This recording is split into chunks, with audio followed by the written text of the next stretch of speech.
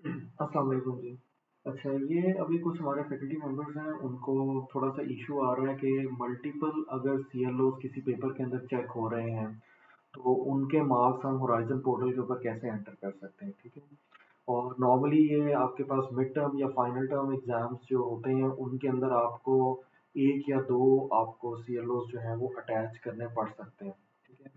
अच्छा, यहाँ पर अगर आप देखें, फर्स्ट ऑफ ऑल अगर असेसमेंट्स में, या मैं यहाँ पर गया हूँ, तो असेसमेंट्स के अंदर आपके पास ये वेटेज जो लिखा हुआ आ रहा है कॉलम, तो ये आपने बेसिकली सेट करनी है अगर आप मल्टीपल सीएलओज कर रहे हैं। अब फर्ज करें, यहाँ पर अगर मैं देखता हूँ मेरा असाइनमेंट नंबर 1 जो थी, वो सीएलओ 3 से ही थी पूरी की पूरी, तो मैंने इसकी वेटेज जो है वो 100% ही सेलेक्ट कर दी है।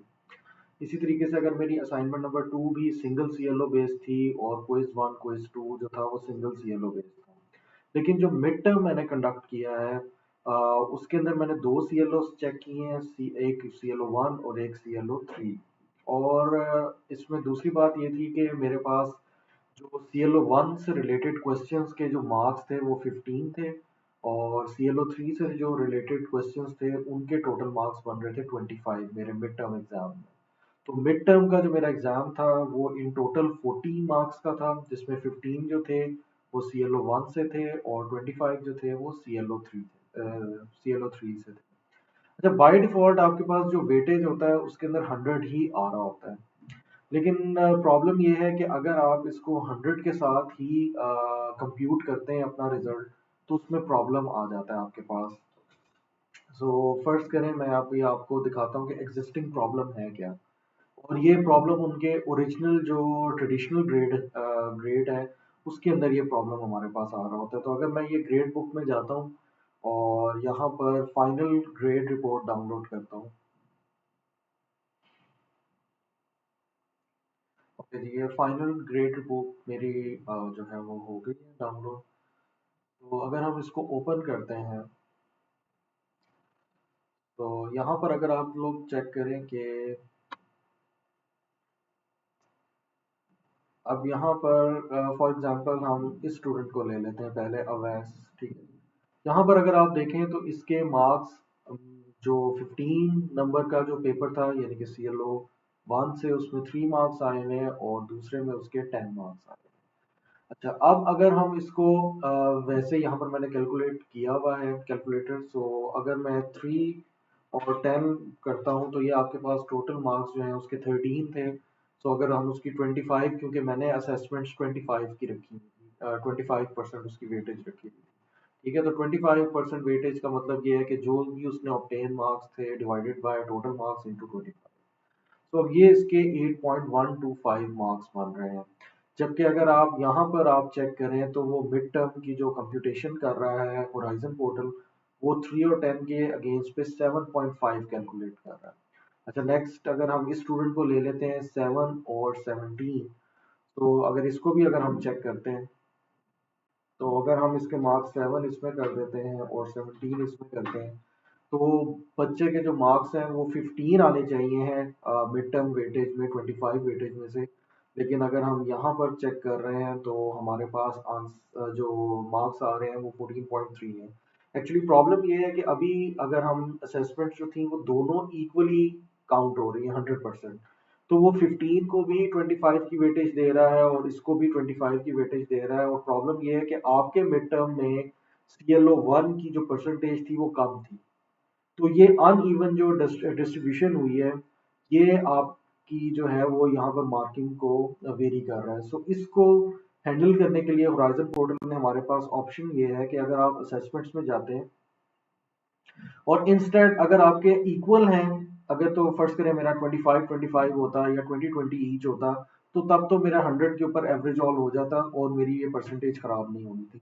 लेकिन अभी मेरा मिड टर्म के पेपर में जो 40 मार्क्स का पेपर है, उसमें 15 मार्क्स जो है वो एलोकेट हो रहे हैं सीएलओ 1 को, और 25, तो ये इक्वल नहीं है। सो अब यहाँ पर आपको फिर वेटेज जो है वो चेंज करनी है। सो वेटेज चेंज करने के लिए आप लोगों ने ये करना है, फर्स्ट है वो क्या है कि 15 मार्क्स का सीएलओ आप टेस्ट कर रहे हैं, और टोटल मार्क्स कितने 40, तो 15 डिवाइडेड बाय 40, तो आपने ये परसेंटेज कैलकुलेट करनी है और ये मेरे पास परसेंटेज बन रही है 37.5। तो आपने वेटेज में 100 की जगह आपने इसको कर देना है कि ये जो मिड टर्म वन आपने क्रिएट की है, इसकी जो परसेंटेज है आपके टोटल रिजल्ट कैलकुलेशन में मिड टर्म में, वो 37.5 है। अच्छा, जब आप यहाँ पे वेटेज चेंज करेंगे, आपने इसको एक बार सेव कर देना है। अच्छा, इसी तरीके से जो मेरा CLO2 था, वो मिड टर्म में जो परसेंटेज कैरी कर रहा था, वो कितनी परसेंटेज कैलकुलेट, सो 25 मार्क्स मैंने 40 में से पूछे हैं, सो द रिमेनिंग परसेंटेज है 62.5।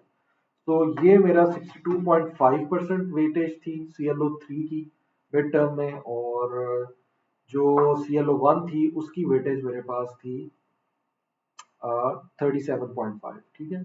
अच्छा, इसी तरीके से अगर मेरे पास और 3 CLO चेक कर रहा होता, तो वो फिर आपने इसी तरीके से परसेंटेज कैलकुलेट करनी है कि आप लोगों ने जो भी मार्क्स हैं उस CLO के, उसको करना है डिवाइडेड बाय जो टोटल मार्क्स हैं उस पेपर के, और देन मल्टीप्लाई बाय 100। तो ये परसेंटेज आपने, तो ये वेटेज के कॉलम में आप लोगों ने करना है।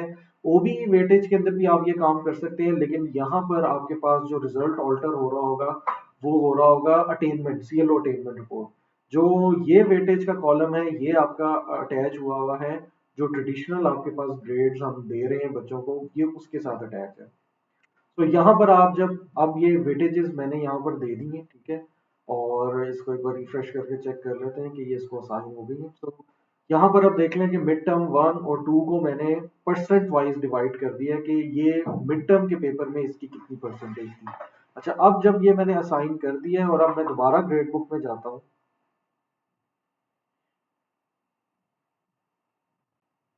और अब मैं दोबारा अगेन मैं फाइनल ग्रेड बुक जो है वो डाउनलोड कर रहा हूँ।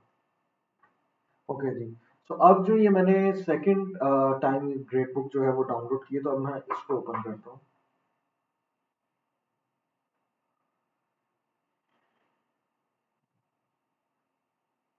ओके जी। सो यहाँ पर भी अब आप देख सकते हैं कि जो वही सेम स्टूडेंट का अब हम दोबारा रिजल्ट देखते हैं कि 3 और 10 का रिजल्ट जो है वो 8.12 बना दिया है इसने। तो अगर हम यहाँ पर चेक करें, 3 और 10 के लिए आपके पास जो थी वो तकरीबन 8.1 थी, 1 to 5 थी, और उसमें अब जो वेटेज आपने की है वो उसने 8.12 ही आपके पास की है। ठीक है। सिमिलर केस अगर ये 7 और 10 थे, तो for 7 and 10, sorry, so 17 marks के लिए 10.6 था, और आपके पास यहाँ पर भी अगर आप देखें, सॉरी, 17 मार्क्स है, तो यहाँ पर अब आपके पास 15 मार्क्स आ रहे थे, और यहाँ पर अगर आप फाइनल रिपोर्ट 1 देखें, तो ये भी अब आपके पास 15 आ गए। सिमिलरली अगर ये 3.5 और 9 है, तो यहाँ पर भी आप देख लें 3.5 और 9, तो ये 7.8 बनता है, और यहाँ पर अगर आप देखें कि 7.8 पॉइंट, ठीक है। तो अब ये इसने ठीक कैलकुलेट कर दिया, लेकिन अगर हम पुराना अगर हम चेक करते हैं, तो ये आपके पास जो थी वो मिड टर्म की जो 25, यानी कि जो भी उसकी वेटेज में जब उसको ट्रांसफर कर रहा था, अगर आप 100% रखेंगे तो उसमें ये आंसर गलत आ रहा है।